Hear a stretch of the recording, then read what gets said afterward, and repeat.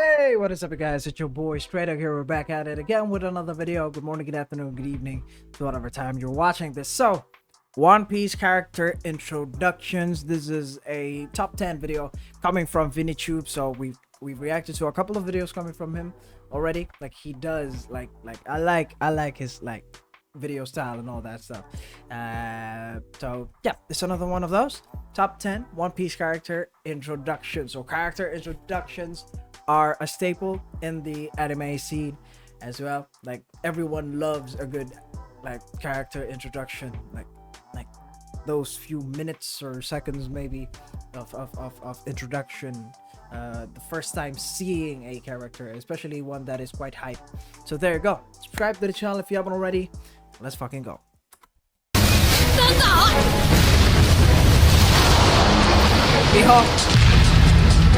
This one was in anime, it's all about the characters, sometimes even more than the story. We've all got our favorites. A lot of work goes into building a character, such as their appearance, personality, powers, quirks, ambition, and backstory. And then of course there's the important character building tool, a powerful introduction. That brings me to the Kaido's character introduction would be quite high. Subject of my video today, the top 10 One Piece character introductions. One Piece, as we know, is full of characters big and small. Many of these characters have blessed us with their imposing presence from their very first frame. These first impressions, even if they came hundreds of episodes ago, have stayed fresh in our minds. So without further delay, these are the top 10 One Piece character introductions. Let's go. Presenting Supernovas. the rookies with a reputation is at number 10.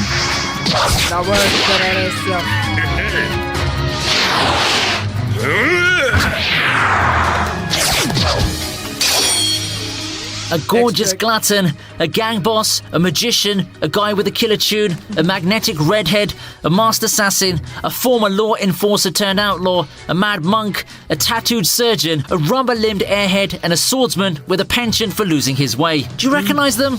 I'm sure you do. The Supernovas are the 11 pirates who made a name for themselves very early in their wayward careers by attracting bounties of 1, 2, 3, 4, 5, 6, 7, 8, 9, 10, 11.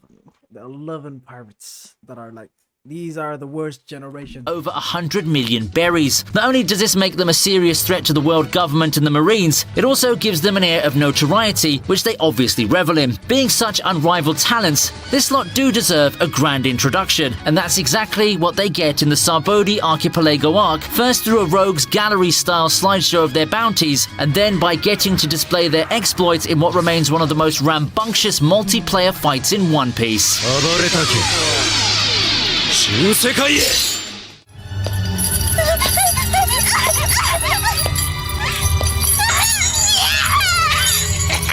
Really? Just 2 chapters after we were introduced to the Supernovas, we get to meet the famed former first mate of Pirate King Goldie Roger. It's a quietly powerful first impression, just right for a legend. A young mermaid's being caught by slave traders and is to be the star attraction of an auction attended by the world nobles. The auctioneer is giving her a hard time, but as he attempts to put an exploding device around her neck, he suddenly passes out. Behind him, in a prison for other slaves, an old man with a familiar white beard takes a sip from his whiskey flask as the giant sitting beside him tells him he knows it was his haki that saved the mermaid. This is a clever introduction if you look deep enough. It starts off Rayleigh's story with a little display of haki, a teaser of sorts to the veteran pirate's future role as Luffy's haki coach. Let's go. Ooh, I got goosebumps though. Former vice captain of the Roger Pirates, Dark King Rayleigh. Silver's Rayleigh. わしは若い娘さんが大好きでね。 Let's go. Crocodile.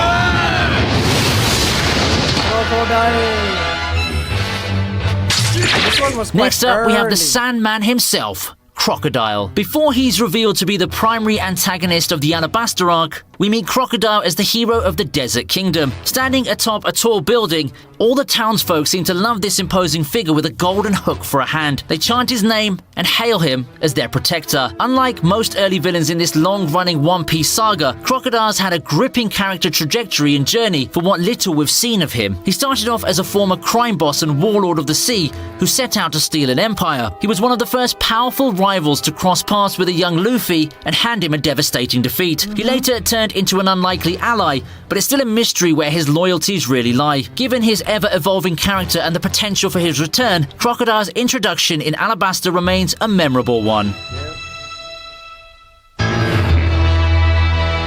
海賊の格が違うんだ、豚野郎。 Coming in at number 7 is Dracule Mihawk, the world's strongest swordsman. Slicing this. So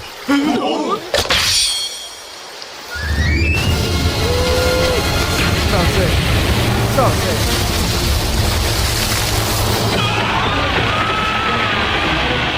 Hawkeye, as he's called, is an outlier even for a pirate. He's a single-man crew traveling the rough seas in a ridiculously small boat with a ridiculously large blade. He doesn't seem to like conflict, but doesn't shy away from it either. He seems noble and honorable, but isn't above being a warlord of the sea and on the world's government payroll. It's only right that he makes a strong impression on debut, his first act being to cut a pirate ship in half, leaving an entire fleet of pirates trembling in his wake. He's the man who single-handedly destroyed their 50-strong fleet on the Grand Line, the Pirates' Lament. What makes this introduction even more special is the flash of excitement on Zoro's usually impassive face as he sees Mihawk for the first time.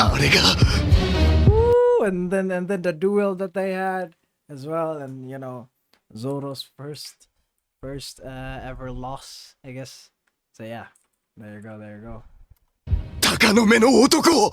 鷹の目のお前は Katakuri!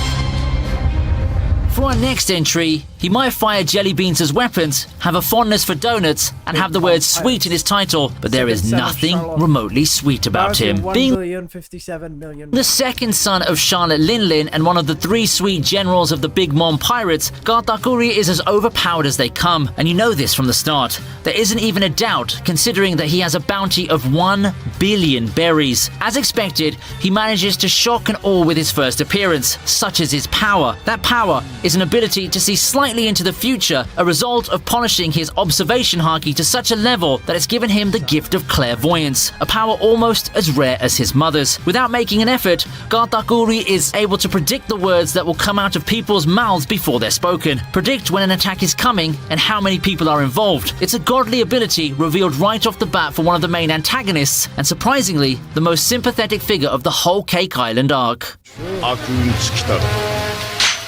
Oh, this one is quite old. さあ、それはどうかな。てめえは At number 5, we have Monkey D. Dragon. But we didn't know at the time of this episode, yeah. Like we didn't know that this was Luffy's father, though. Like we didn't know that. I think. Did we?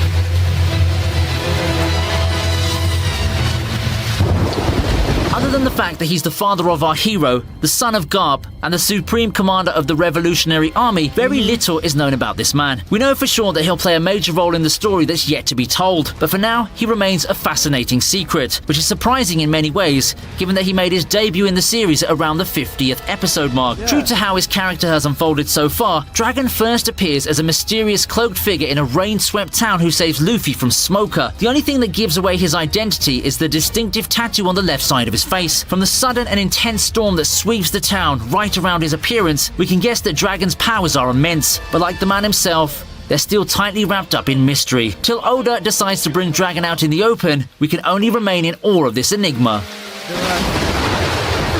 Yeah, at that time we didn't know that he was Luffy's father, though. So.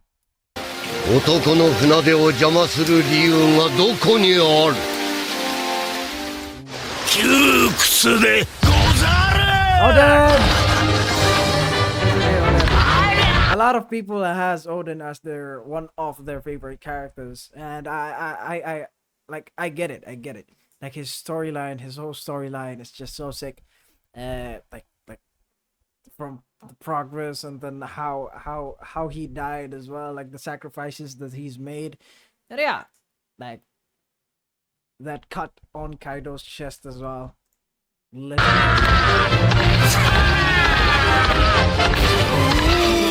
With the plot of the Wano arc completely centered around him, we've all been waiting to lay eyes on Odin, and the big reveal doesn't disappoint. The shadowy silhouette we've been catching glimpses of for several episodes has finally made way for the man himself, a fierce warrior built for combat. Yet that's just one facet of his personality, as we find out. A born never-do-well and wild child, an irresistible heartthrob with not very nice manners, a lout who thinks it's a good idea to cook a hot pot meal on a funeral pyre, a rascal turned do-gooder turned pirate, these two are different sides of Odin. There's probably more. Oh yes, he's got some terrific connections too, to Goldie Roger, Whitebeard and Shanks no less. Even as we wind down to the grudge match between Luffy and Kaido that will be the arc's final act, it's Odin's story we'll be following closely in the meantime.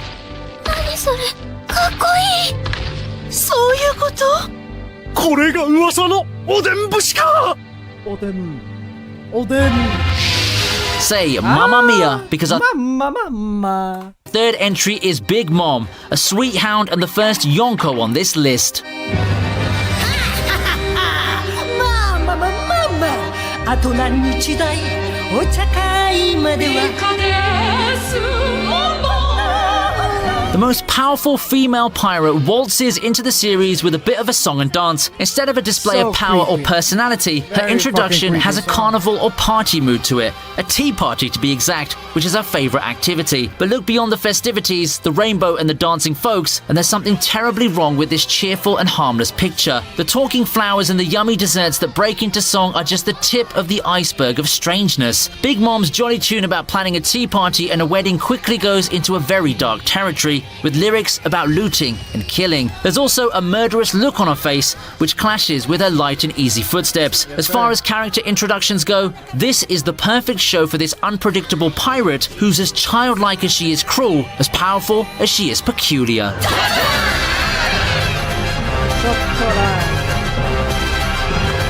The anime did a splendid job. Jesus Christ. A splendid job with this episode, like with the whole song as well. Like very, very fucking nice. Painted the picture really, really well. Like Big Mom has this two sides of a coin, like very, very creepy, very, very strong, but very, very childish as well.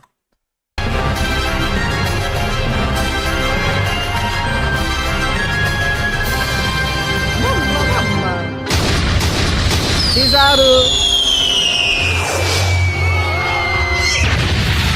At number 2, we have the man with the most innovative transport solution. おお、こちらキザル。おお、到着しましたんで。